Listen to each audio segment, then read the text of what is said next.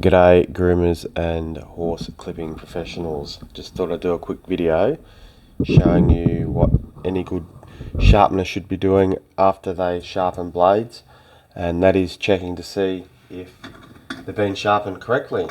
And we can determine, because clipper blades need to have a hollow grind on them, they need to have a hollow, so when the cutter and the comb meet, that they're not two completely flat surfaces, and that's to ensure that these two blades don't bind up and that the blades only touch at the very tips and at the very base of these rails, top and bottom rails.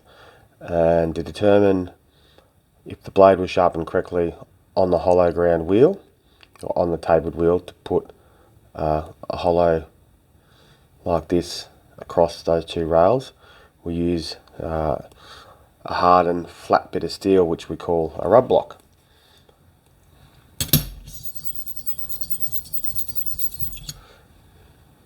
So this block, you can see hopefully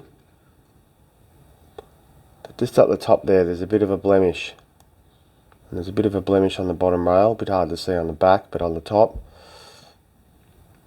see across the top. So that tells me that that blade is not completely flat, that only touching on that rub block was the very tips and the very back of that rail. And then we do the same with the cutter.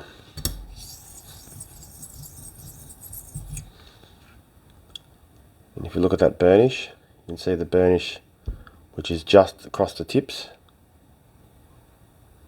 and on the back of the rails. A bit hard to see with the light, but hoping you can get the picture. Here's another one.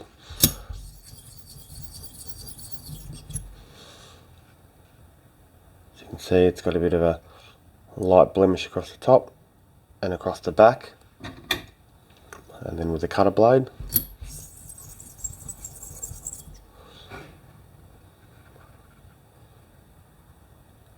you can see just across the tips.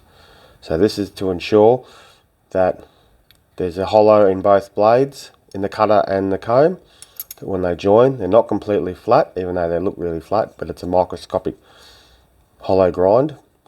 And this is to ensure that they don't bind up when they go into hair. And what is the biggest killer of blades is people putting them on a flat stone and trying to sharpen them on your everyday wet stone that you use to sharpen knives, and that can immediately kill a clipper blade and then make a sharpener's job extra hard in trying to put that hollow grind back into a comb and a cutter. Alright, I hope this has provided some insight. Please feel free to subscribe for more advice.